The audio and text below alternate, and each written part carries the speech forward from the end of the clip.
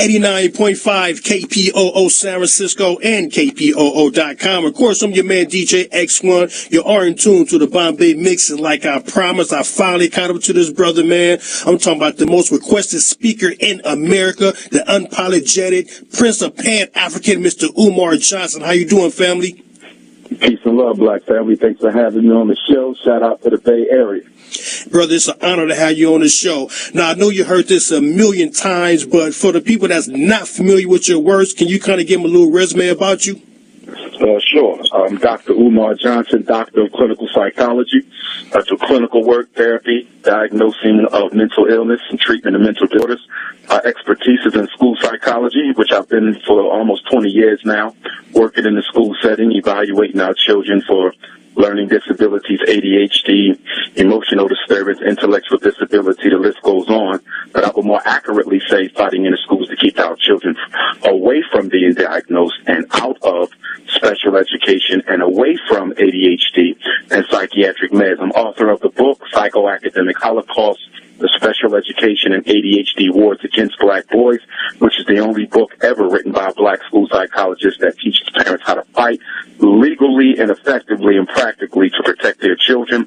Founder of the National Independent Black Parent Association, and our next training conference is actually in San Diego. I guess we'll get to that. Also founder of the National Movement to Save Black Boys, as well as the Unapologetically African Frederick Douglass Marcus Garvey Black College and Consciousness Tour that we run every summer for 11 to 17-year-old brothers and sisters. This year we'll be leaving out of Atlanta June 28th until July 12th, 14 days, 14 nights, no parents allowed. And I'm currently raising money to build the first presidential academy in American history based off the principles of revolutionary Pan-African nationalism and international economics, which will be known as the Frederick Douglass and Marcus Garvey Academy.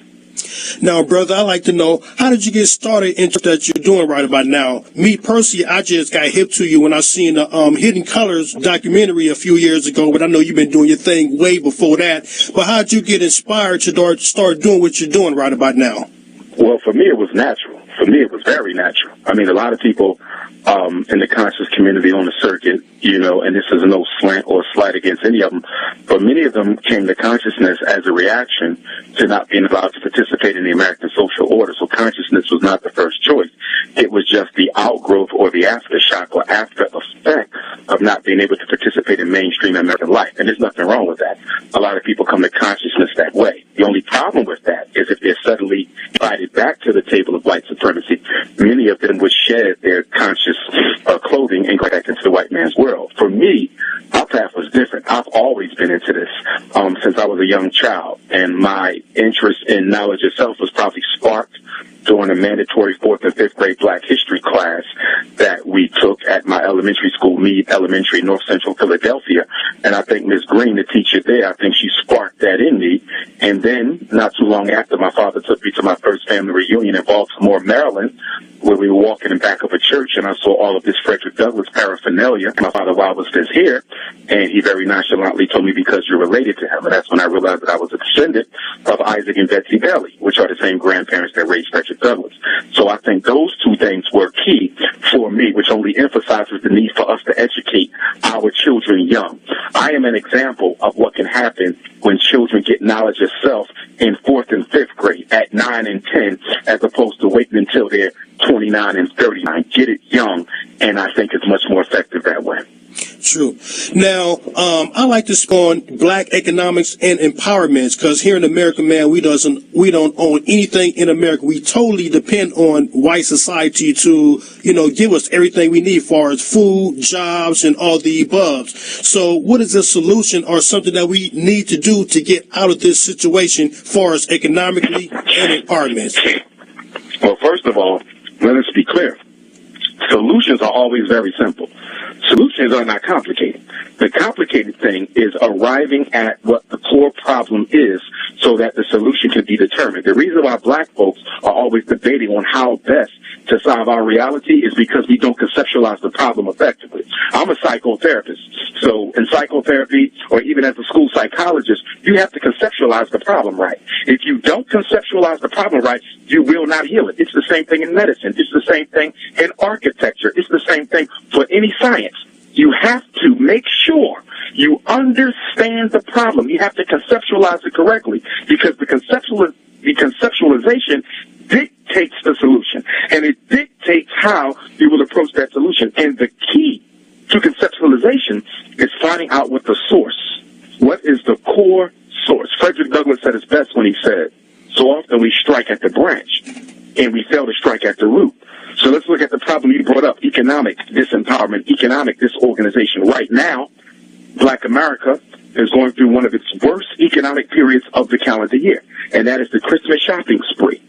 Philadelphia, $3 billion on Christmas. New York City, $8 billion on Christmas. Detroit, $5 billion. I'm not saying million, I'm saying billion with a black B. That's how much money we spend just for today. Today and tomorrow morning is when we go through that post-shopper's depression, when you realize you bought a whole bunch of junk that either you nor your children needed and probably didn't even want. So the core of economic disorganization for black folks is the fact that we do not mind not having any power over our reality. In order to discipline your shopping, in order to sacrifice the things you want for the things that you need, in order to participate in the economic realization of African people here and abroad, because as a Pan-Africanist, I look at the whole chessboard, not just one block. But in order to do all that, you must want to control your destiny. Black people do not have a desire to control their destiny. We are allergic to power. We are allergic to power. Any discussion on power, black people run away. And part of that comes from slavery. We were taught that power was not our domain. We were made permanently powerless. And when slavery ended, we continued to operate in a consciousness of psychological powerlessness. So half of it is conditioned. Half of it is learned behavior. Half of it is the 500-year-old Ma'afa. The other half is that psychological powerlessness, gets reinforced through the churchical system. And that's not just Christianity, that's Islam, that's most religions that we belong to. They place a premium. They value poverty. They value powerlessness. In church, you're constantly told that the meek shall inherit the earth, that the poor shall get to heaven, that a rich man will get to an eye of a needle, a camel will go through an eye of a needle before a rich man will enter paradise. So slavery conditions you to be psychologically powerless, and religion reinforces it. Now, I speak a lot on economics. Like, we are the richest, or should I say, America have the richest African American in the world. We got our so-called Oprahs, we got our LeBron James, and so on. And I always say, why don't some of these people buy land, build schools, build grocery stores, and so on, because they have the finance to do it. Why they don't step up to the plate and make that happen for their people? Well, number one, I'm not so sure that we can separate the celebrities from the rest of the community. It's true that they are in a much, much, much better economic position than the rest of us to make things happen. But the truth of the matter is they were conditioned with the same type of psychological powerlessness, self-hate, and allergy to power that the rest of us have. When you become rich, you don't automatically start caring about your community. In fact, you care about them less the more you go up the social economic ladder, because your friends and your social group are more in line with the values and principles of mainstream white racist America, not in line with the power, with the principles and ideology of working class and underclass black folks. So although they are guilty of ignoring the race, so are we. We spend $600 million on McDonald's every year. You don't need Oprah. Take that $600 million on McDonald's. We spend $2 billion on athletic wear. We don't need Jay-Z. Just stop wasting your $2 billion. We spend $4 billion on malt liquor and alcohol. We don't need Beyonce. We have the ability ourselves to solve our own problems. So for me, I cannot pass the buck to the celebrities, because to pass the buck to the celebrity is once again absolving everyday black folk of the fact that they have the economic potential to empower themselves with or without any participation from celebrity blacks. Now, this next one is a two-part question. Since since Mr. Trump got into the office, a lot of people was talking about they want to leave America, they want to go to Cuba, they want to go to Africa, and all we say, well, what Africa do we have to go to? Because we already got South Africa taken over by the Europeans. You got a lot of Asians that's buying up land from Ethiopia. So I mean, will we be able to go back to Africa if we decide to do that? And the second part of that, why don't Africa continue the works that Gaddafi laid down for them? Well, first of all, yes, Africa is a very realistic repatriation focus and goal for American Africans. In fact, one of the things I'm working on for 2017 is the Repatriation Task Force, where we're going to go to Africa and live there for 90 days consecutively, and we're going to investigate all of the different institutions and aspects of African society in that particular country. And if we like it, if we're comfortable enough, and we'll discuss and debate and dialogue on this, we're going to put our money together and buy a very, very large piece of land in that country and begin to build a community for Africans from the West who want to come back home and settle. Africa is without question the destination. Coming from a Garveyite perspective, coming from a revolutionary Pan-African nationalist perspective, unlike my Moorish brothers who want to reclaim America through laws and treaties, and I respect that, but I don't see any hope in that. The hope for African people, as Marcus Garvey said, is in a political economic relationship with the African continent. Central to Pan-African thought, central to Pan-African ideology, central to Pan-African destiny is the rehabilitation of the mother continent. Garvey said, a rich man is rich everywhere, and a poor man is poor everywhere, and a man with respect is respected everywhere. Chinese get respect because China gets respect. British get respect because Great Britain get respect. White America gets respect. Okay, white Americans get respect because the USA get respect, and Africans get no respect. Nowhere on the planet. I don't care if you're in Brooklyn, the Bahamas, Bermuda, Birmingham, okay, or South Africa. Wherever you go, black people are ignored and walked over by Chinese, Arabs, whites, Europeans, Latinos, and others because Africa is not strong. And the natural disrespect that is shown to the mother is automatically reflected upon the children. Now, how come the African doesn't run any of their own resources over there, our brothers, should I say? I mean, we got all the gold over there, we got all the coal, silver, any natural resource you can think of is over there, and we control none of it. Why is that? I mean, Africa should be the richest continent in the world. They should be running the world. So why they don't control anything of their natural resources over there? Now, remember, their situation is no different than ours. They don't control the gold. We don't control the politicians. They don't control the diamonds. We don't control our corner store.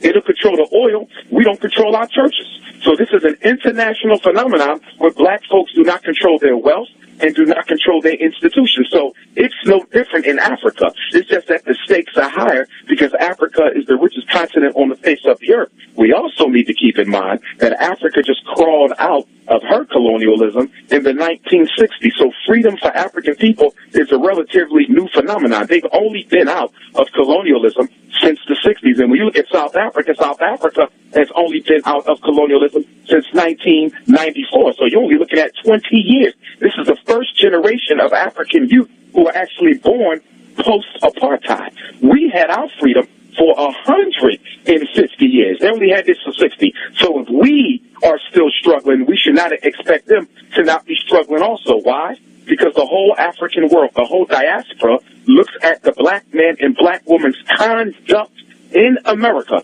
and we are the compass for all other African people. We determine what they do. We determine what they think. We determine their priorities. Every African in the diaspora, at least 90% of them, be just like us, and that's sad. It's sad because we don't have our act together. It's sad because we are in love with white folks, and we're selling the whole global African world down the drain by being a very poor example of what an African should be. Whether we like it or not, we are the leaders of the race.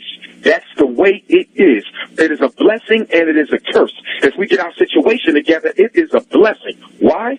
Because that 600 million on McDonald's, that $9 billion on weave and perm, if we were able to organize that money, do you know we could finance every African nation on the face of the earth? We would be able to bring the Caribbean into the 21st century. We would be able to bring our African countries into the 21st century. If the black man and woman in America gets her situation together, then guess what? The whole African world gets its situation together. The problem is we're not even thinking about getting our situation together because blacks in America are unapologetically in love with white folks. Now, a lot of African Americans feel they don't have a connection with Africa, and they speak upon buying land here in America. Would that even be possible? Would white America, even, or should I say white supremacy, even let us buy land, thousands of acres of land here in America to have our own, like we did in Tallahassee? You can buy land, but you can never really be the outright owner. In the states of America, the government can declare jurisdiction over any land that you own and declare that it is in the best interest of them to confiscate your land in the name of public domain. So no matter what you buy or what you own, it can be taken, period. And along with that, we've had examples of our past. I was in a documentary that's out now, Wilmington on Fire, about the Wilmington, North Carolina race riots. I actually be speaking in Durham, North Carolina on the 6th of January. But we've also had Tulsa, we had Rosewood, Charleston, South Carolina. We've had dozens of black Wall Streets, including Durham itself, where black people built and the whites came in and they destroyed it. Now, of course, with Tulsa and with Rosewood and with Wilmington, you have some of the more aggressive assaults by white supremacy to tear down examples of independent black economic power. But the truth of the matter is white folks will come and destroy it again. You have to understand the rules of racism. Black power is a contradiction to racism. White power cannot allow black power to stand next to it. Why? Black power is the equivalent of white power. And under white supremacy, equality under white supremacy, equality under white supremacy is a sin. Now, if we don't get our act together within the next 3 to 4 years, what does the future look like for the black man and woman here in America? Well, number one, they're keeping our population standstill. And it's amazing because all the black folks who's running around worshiping Barack Obama was a terrible president for black America. Not only did he do nothing for us, he never even spoke up for us. Now, of course, the president has really did anything of significance for black folks. But every president has had to give lip service to the issues that affect black folks, which does reverberate on the local level and open up things and stops other things for black folks. Barack Obama is the first president in American history who never even spoke. Forget the laws, forget the legislation, forget doing anything. Barack Obama is the first president in American history who never even spoke to your issues. He's the first president in American history to openly sanction gay marriage, and he's the first president in American history to literally push homosexual, lesbian, bisexual, and transgender lifestyle down black America's throat. Obama was made president so that he could hoodwink the entire black community into accepting population control in the name of homosexuality. I do not hate or disdain our homosexual and lesbian brothers and sisters. And I think they would agree with me that they're not necessarily looking for homosexuality and lesbianism to be a normal way of family community. Most homosexuals and lesbians who I've spoken with, although we disagree on certain things, they would tell you in a minute, I'm not interested in my children being what I am. I'm not interested in making every black person swallow this lifestyle. But that's exactly what Barack Obama did. He made every black person swallow homosexuality. 8 years ago, the black community was not a homosexual community. 8 years ago, we've always had homosexuals, but there was a code. There was a code of conduct. There was a code of ethics. There were certain things they could and could not do when they were around the children. Barack Obama erased that. In 8 years, Barack Obama has been able to change the entire structure of the black heterosexual one into an open homosexual culture. That is done for population control purposes. So is abortion. We've aborted over 2 or 3 million babies since 1970. That's how many babies black folks have murdered. In fact, we kill more in the stomach than we ever kill on the street corner. Let me say that again, because the Crips and the Bloods, and shout out to the Crips and the Bloods. I heard they're doing a lot of positive work these days in the community. Shout out to them brothers. But the gangs will get a lot of attention on what they used to do or what some of them might still be doing. The gangbangers, the drug dealers, so forth and so on.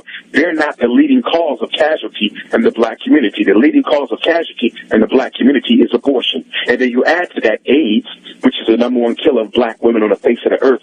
from their mid-30s to the mid-50s. And then you look at malnutrition, famine, heart disease, diabetes. They literally have about 25 different strategies at play right now, not to oppress black people, but to exterminate. And your listeners really need to understand that the current movement against Africans is not a movement to oppress. Oppression is over. Oppression is over. This is extermination. They want a world without the American African. And once they have a world without the American African, they're working on a world without the African African. That's right. You have countries in Africa right now where if the current population control strategies continue to be pushed, of course we got Bill Gates and the Rockefeller World Population Council and others who are pushing this population control disaster. If this continues, you're going to see African countries. You heard it from me first. I haven't been wrong on a prediction yet. You're going to see an African country, several of them, in the next 10 to 20 years, where Africans are no longer the numerical majority in their own country. I had this discussion when I was in Kenya 2 months ago. I had discussion when I was in South Africa 2 months ago. I had this discussion when I was in Lesotho 2 months ago. I've also had a conversation in Ghana, Nigeria, Senegal, Liberia, and other places I've been around the African continent. They're trying to make us a minority even in the places where we live. Fear of a black planet. Public Enemy said it best back in the 90s. Fear of a black planet, but we can look at it now and say the erasing of a black planet. Supremacy's ultimate goal is extermination of the African genotype, because as long as there's a black man or black woman breathing on the face of this earth, the white genotype is under threat. Now, do medicine ties in with that? Because I recently went to the hospital and discovered that I have high blood pressure, and the doctor told me, like, oh, I have this pill that works great for African American, and I'm really scared to take the pill, man. I ain't gonna even lie. I wouldn't take it, brother. If I was you, I would get with Dr. Lakila Africa, who's up in Indianapolis. Okay, I would get with brother Scott Whitaker. Okay, and not only that, we got dozens of herbologists and nutritionists within the black community who can help you work with your high blood pressure, my brother. Norm altering of your diet, more exercise, and I need to get on that bandwagon myself, but I wouldn't take it, my brother.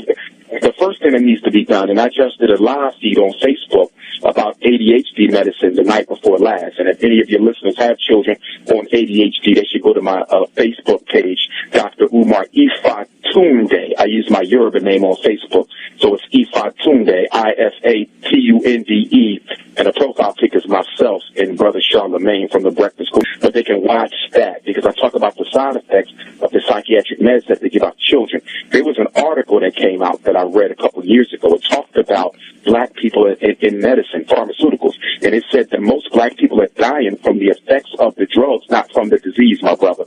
The drugs are killing us more than the diseases for which they were prescribed. So being a young brother like yourself, high blood pressure, that is definitely manageable without pharmaceuticals. Now, I just got hip to this organization called the Alt-Right. I'm not too for sure what it is, but it's the Alt-Right, like another white supremacy organization? I'm not familiar with them. What I do know is that there's a lot of white supremacist groups. A lot of them were created during the Obama administration. As you know, white America bought a record number of guns and bullets during the Obama years. And from what I'm hearing now, black folks are buying record numbers of guns and bullets because they're preparing with what appears is going to be an all-out assault on black people. I hate to say this.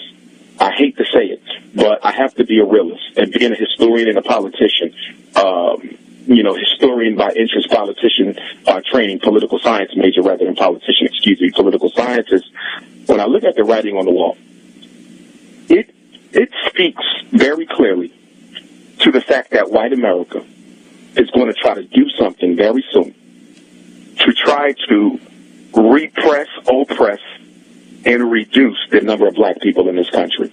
We've had these types of assaults all throughout American history, and I think you're going to get more. Even now, with the election of Donald Trump, white people are re-energized again. They have a white man back in the White House. They never wanted Obama.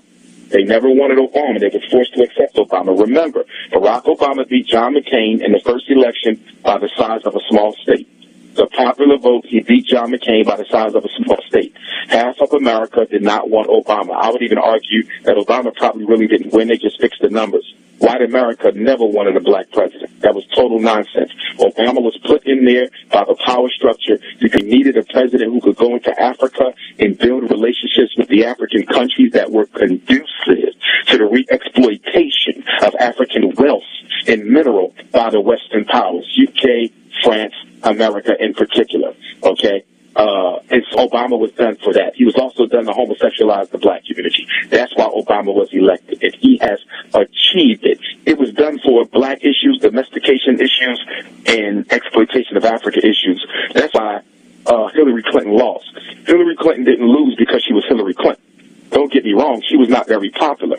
But the reason she lost is because she was Barack Obama's Secretary of State. She was still seen as a member of the black administration, and they wanted nobody in the White House who even remotely was connected to the black administration. Donald Trump won even with no political experience because he was the exact opposite personality-wise as Barack Obama. Barack Obama was very meek, very humble, very cowardly, very unassertive. He was very unapologetic. He really answered the question straightforward. He was not masculine at all. He's not a masculine person. Donald Trump is very masculine. He's very unapologetic. He's very assertive. Okay? He doesn't script his answers. Donald Trump might say some dumb shit. Yes, he does. He's a fool when it comes to politics, but he's honest. And white America has spoken very loud. They would rather have an uneducated, unapologetic, white masculine idiot than a well-educated, meek, humble black man. That election was to teach Barack Obama a lesson. Just like the Bill Cosby a lesson. Just like they had to teach O.J. Simpson a lesson. And the lesson is, don't you ever think for 1 minute, just because we make you president, we can make you rich, we can make you a celebrity, we can make you a superstar. Never for 1 minute ever think that just because we approved you to do a job for us, that we will ever mistake you for being one of us. White supremacy. Now, sometimes when you speak on white supremacy, a lot of white America think you're talking about them. Now, white supremacy is not all white America. It's just basic 5 groups that are white supremacy. Well, let me clarify. All white people are racist. Let's clarify. All white people are racist. There's not a human on the planet who is not a racist. Now, let's clarify that. Racism has nothing to do with attitude and emotion. That's why black people don't understand white supremacy, because you keep saying it has something to do with attitude and emotion. The most effective racists in history had no attitude, no emotion towards black people, because racism is not about attitude and emotion. Racism is about power and privilege. Let me say it again. Racism is about power and privilege. A white person may have nothing against you personally. You know white people who have nothing against you personally. I know white people who have nothing against Dr. Umar Johnson personally, but they all belong to a group that values and requires power and privilege in order for domination because they are a numerical minority. So it's nothing personal. And our part, we keep looking at it through an emotional lens, a personality lens, a hatred. This has nothing to do with hatred. Racism is business. That's all. And it is the business of keeping folks in charge. Period, point blank in the story. And this is why a lot of black people get their feelings hurt by white folks because thinking, okay, she's my friend, he's my friend, they care about me. That might be true. But guess what? If you're about to do something that's going to threaten their control and power over local affairs, regional affairs, state affairs, national affairs, international or global affairs, guess what? They will assassinate you. Why?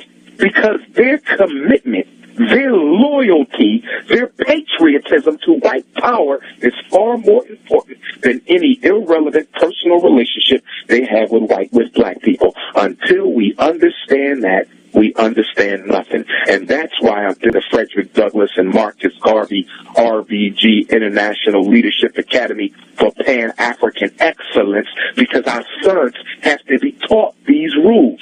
Too many black boys are being suspended and expelled because their parents are not teaching them about white supremacy. You don't get mad when the teacher does something wrong. You write it down. You keep a log. You give it to your parent. Your parent gets in contact with other black parents, and then they come together and they report a class action discrimination lawsuit with the United States Department of Education, Office of Civil Rights. There's ways to handle this without emotion. As long as black folks going to keep dealing with white supremacy through emotion, we're going to lose. This is business.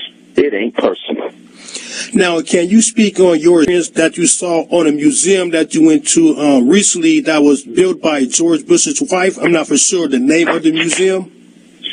Well, the Smithsonian National Museum of African American Culture in Washington, D.C., that came with a $549 million price tag, in my opinion, coming from my level of consciousness, okay, as a Pan-African nationalist, a Garveyite, an African fundamentalist, it was an absolute disgrace. An absolute disgrace. The bottom floor was slavery.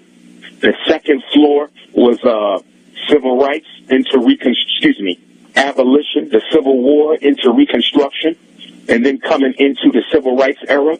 And then the top two floors was almost exclusively dedicated to athletics and entertainment. So if you don't understand anything about African slavery, you would think that about African history, you would think that our world experience began in slavery and ended with Michael Jordan. It was an absolute disgrace. You do not give athletics and entertainment that much attention in a so-called museum for African history and culture. It's not for African entertainment and music. It's history and culture. You saw very little African history in there. Okay, you saw very little African culture in there. You saw slavery, Civil War, LeBron James, and Venus and Serena. That's what you saw. We didn't need to spend $49 million on that. What they should have done was gave us that $549 million, and we could have did what? Build schools for our children, build hospitals for our people, build homes for our elderly. Okay, we could have built gas stations, factories, airlines, import-export industry. But under white supremacy, what's one of the rules of white supremacy? You never empower black people economically. You never empower. Give them a handout, but you never empower them. We need to understand this. So they'll give you food stamps. They'll give you Section 8. They'll give you, and they'll go to Africa and give you mush so you can feed your baby so they don't starve. They will give you anything you want except the ability to do so yourself. And that's why the weapon of the Pan-Africanist is self-reliance and self-determination. That is our MAC-10. That is our Uzi. That is our sword. That is our shield. Self-determination in all things. We believe that what is to be done for African people must be done by African people. And whenever we let another man or woman do for us what God gave us the ability to do for ourselves, we insult and disrespect the spirit that's inside of us. Now, what would your vision be if you had the opportunity to actually build an African-American history museum? First of all, there should have been an entire floor on African inventors. There should have been an entire floor on African inventors. They had a couple of them in there, but you had more damn athletes and entertainers. Do you know how much we've invented in this world? Do you know our scientific contribution to the United States? Do you realize that in suffering scientists had to go through, like Dr. George Washington Carver, who had his testicles cut off from his body?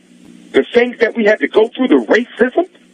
We invented the gas mask, the helicopter, internet, cell phone, the Hummer truck, the Cadillac truck, the self-lubricating engine, the radio. I mean, there's so much. What didn't we invent is the question.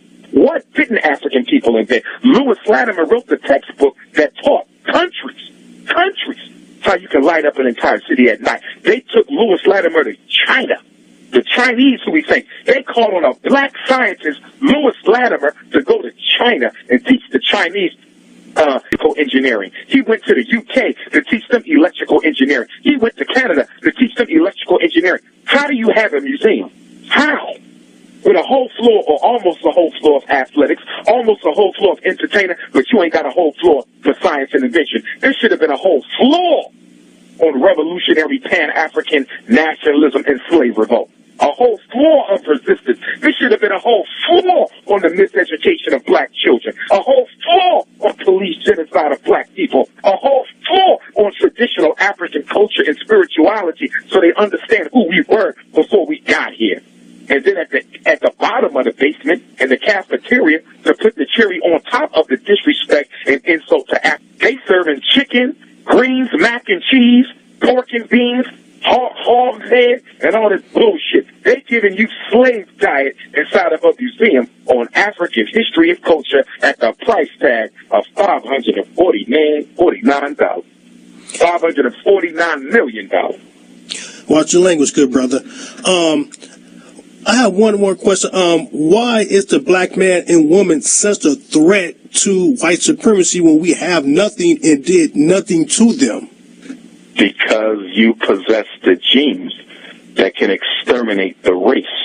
The one thing African people have that no one else can take or replace, genetic superiority to reproduce another people out of existence. We should not be doing that because it is my position no black man should be cohabitating with a white woman or anything other than a non-African woman, and the same thing goes for the system. But because you have that genetic domination, that in and of itself is a threat. Keep in mind, the entire system of Jim Crow, the entire system of apartheid, the entire system of racism is based on the separation of the black man's penis and the white woman's vagina. That's why segregation exists, to eliminate the opportunity for sexual engagement between black men and white women. That is the sole basis of the segregation.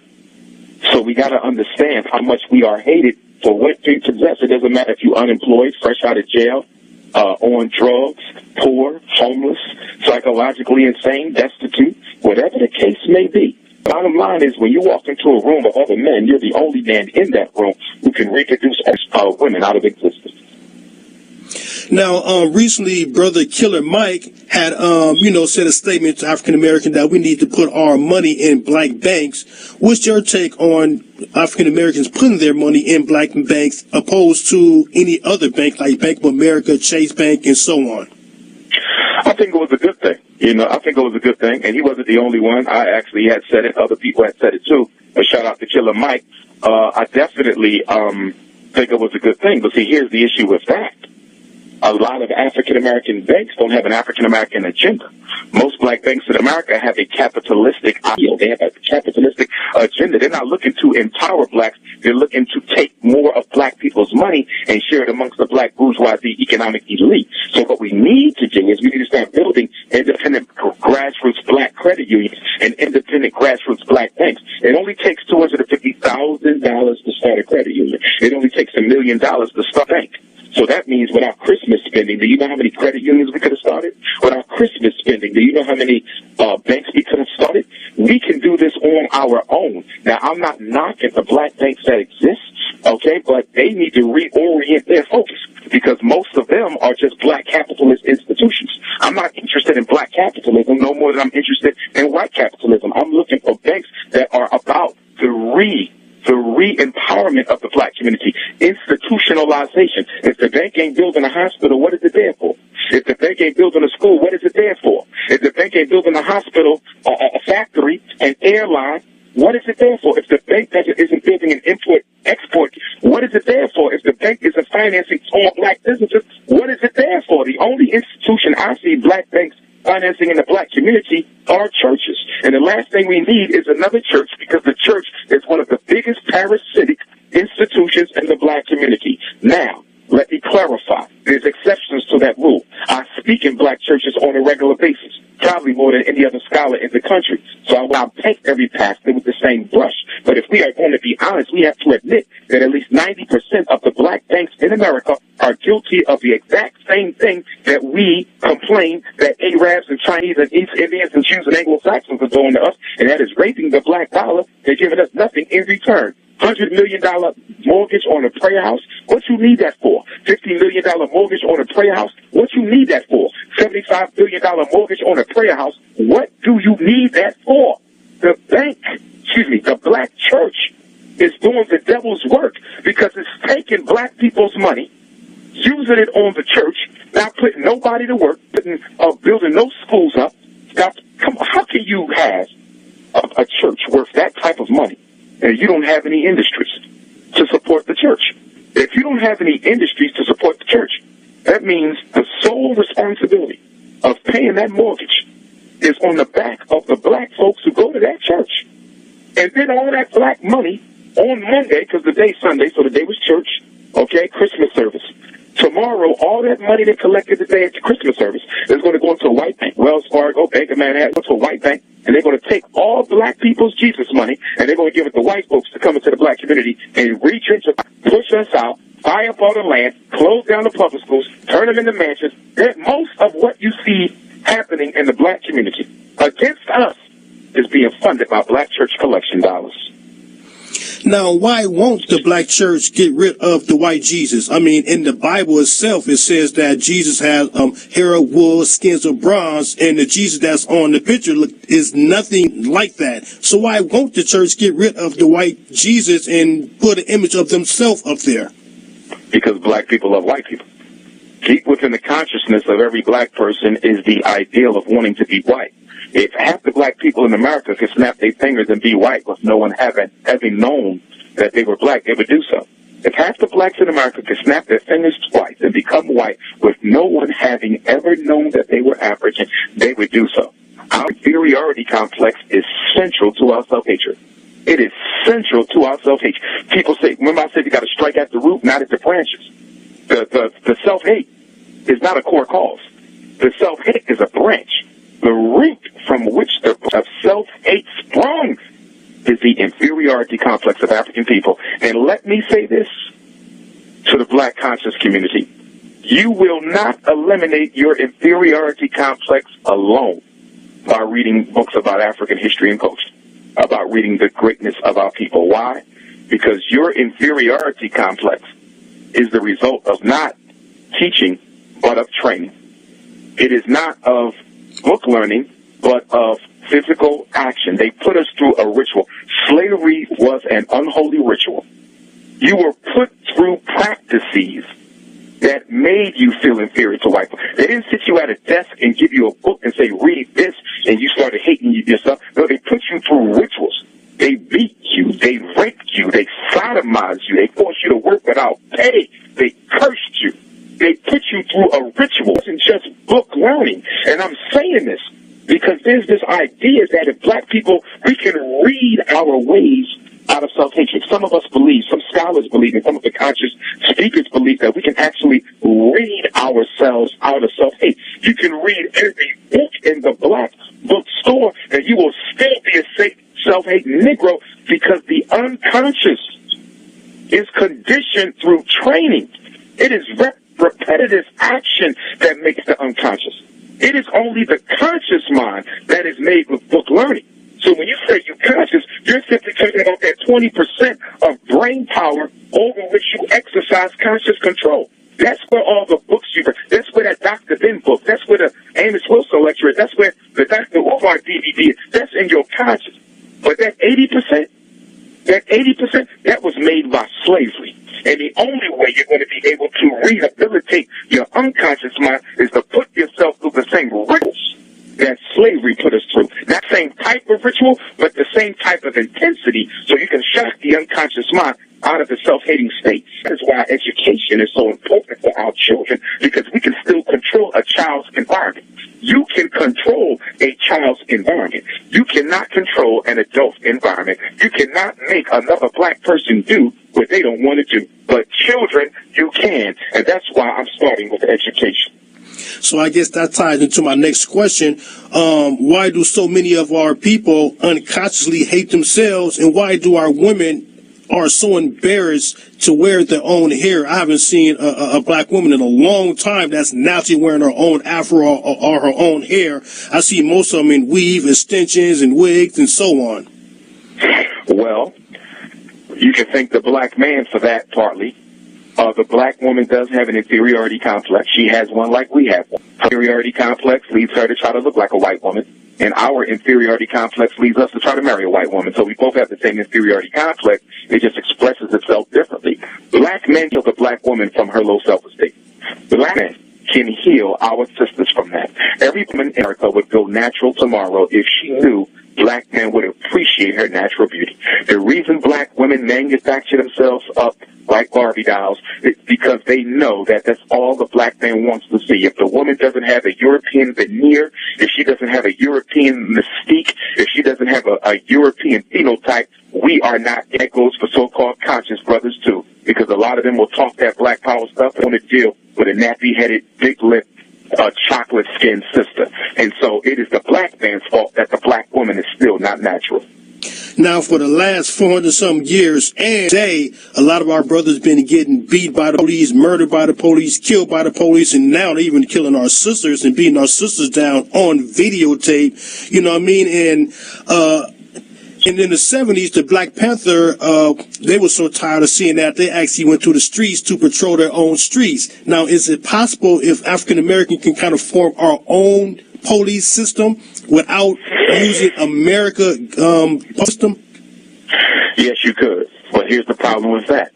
You have to create a sense of internal integrity within the black community where we as a people are willing to be accountable to each other. That doesn't exist nowhere. Talk to any black person who has ever been in charge of other black people. I'm a school principal, former school principal. I quit the last job because I couldn't run the school the way that I needed to. But sometimes your toughest teachers are the black teachers. If you ever been manager at your job over black folks, you'll notice that black people sometimes have a problem than the white folks do, because we were conditioned to believe that we were nothing. It goes back to the inferiority complex. Why should I respect you when you are the same as me, a worthless Negro? So the reason black people don't respect black people is they don't think blackness is worthy of respect. Remember, the black person who disrespects you because you're black doesn't think much of themselves. So that would be beautiful if we could create internal police systems for the black community, but then you commitment from black people that I'm not calling 911 no more. I'm going to call whatever number we put together. Okay? But that takes a degree of loyalty. That takes a degree of commitment. That takes a degree of love that we don't have for each other.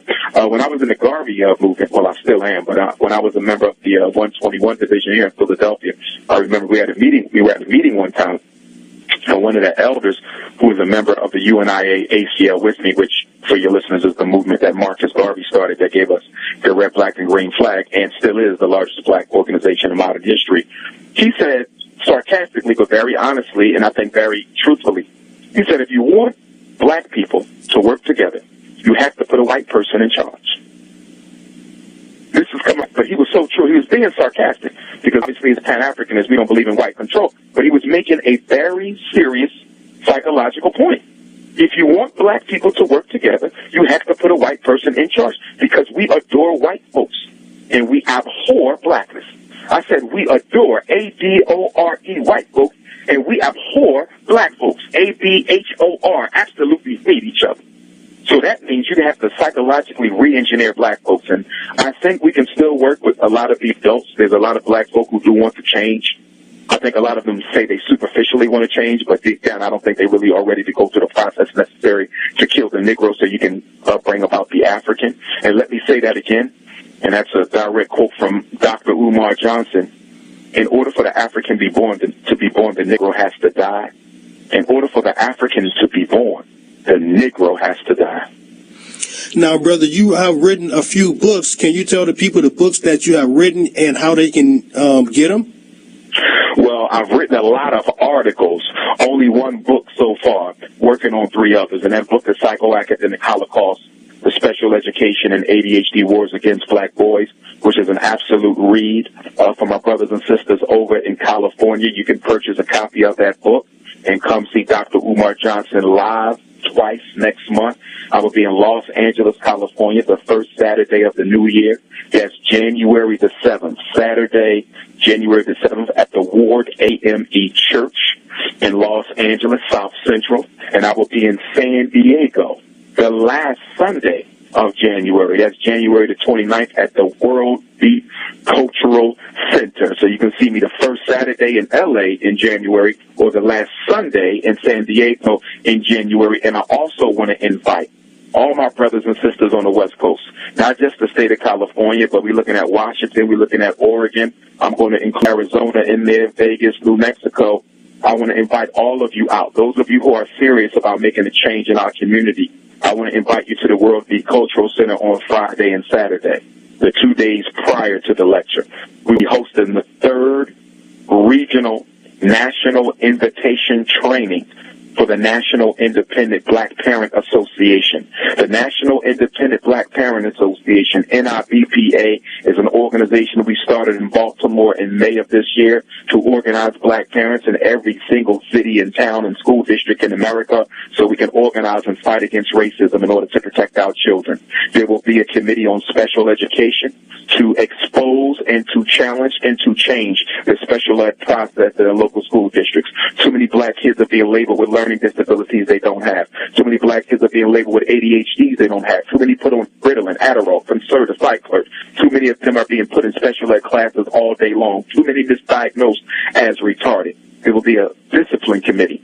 2 years ago, United States Department of Education released a report that basically stated that black kids are being suspended and expelled from public school, from kindergarten and first grade at a rate that exceeds the suspension and expulsion of white boys in high school. Absolutely unacceptable. There will be a policy committee to change the rules in the schools that negatively and disproportionately affect our children. There will also be a finance committee to investigate the way the schools districts are spending their money. There will be a social support committee to help our parents who are struggling to take care of their families. There will be a homeschool committee to organize parents who are homeschooling or want to homeschool their children. And the last committee will be parent advocacy. We'll train you to be an advocate. You must come. The training that you're going to get in San Diego is equivalent to what white lawyers would charge you $2,500 a day for. And you get the whole thing for a $50 registration fee that does not go in my pocket, but goes toward covering the expenses of the conference itself, because I take care of all of it out of my pocket. No money is made on the conference. So we want brothers and sisters to come out. We move the conference around to make it easier for people to attend in that region. But anyone in the United States can come. Anyone can come. So the first one was in Baltimore. That was the East region. The second was in Houston this past September. That was the South region. And the third one will be in San Diego, and that will be the West region. And then in May will be in either the Southeast region or the Midwest. So it won't come back to the West again for another year. So we need y'all to take advantage of this. Come on out. You got to get organized. Marcus Garvey said the greatest weapon used against the Negro is disorganization. January 7th, L.A., January 27th to the 29th, San Diego. You can get your tickets online right now. princeofpanafricanism.eventbrite.com. That's princeofpanafricanism.eventbrite.com, and we spell Africa with a K. Brother, we gotta bring you down to the Bay Area real soon. Well, I've been now by the Bay. Are you speaking of Oakland or San Fran? I know they're near each other, but where are you?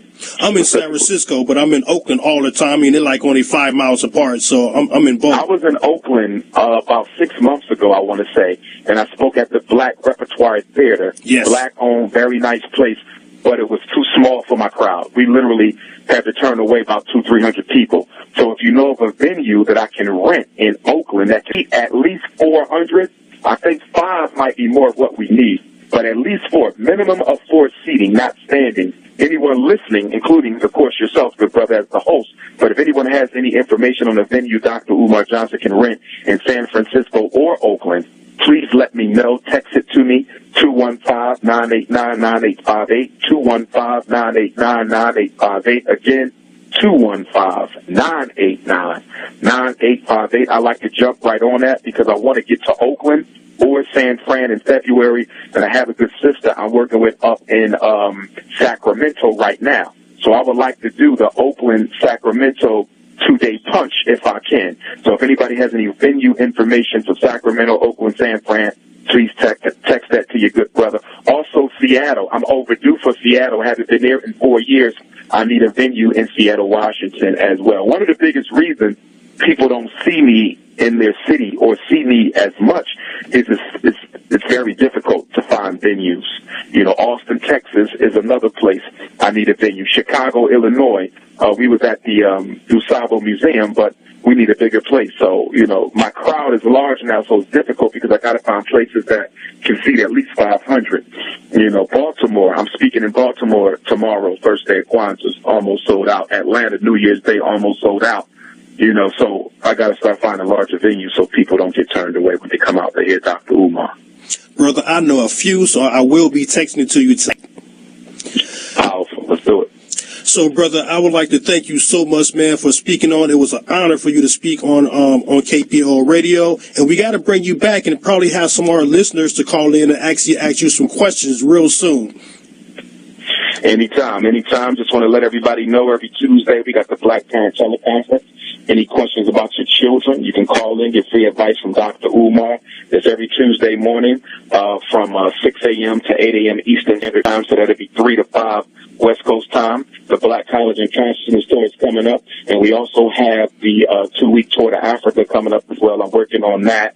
And, of course, if you want to send your sons or daughters to Atlanta for the 2-week Black College and Consciousness Tour, that registration should be up real soon. You can reach me, drumarjohnson.com, drumarjohnson at yahoo.com, or 8444 DRUUMAR 8444 Dr. Umar, Twitter and Instagram at Dr. Umar Johnson, and Facebook, Dr. Umar Ifatunde, LA, January 7th. Can't wait to see you. Thank you so much, Brother Umar, for speaking with us, and we're going to talk to you soon. Will do. Take care. 89.5 KPOO San Francisco and KPOO.com. Of course, that was the voice of Brother Umar, Dr. Umar Johnson. And we're going to have him back on here. We're going to let you guys call in and ask him some questions. We're going to get back into some more music, and we'll be right back in just a few moments.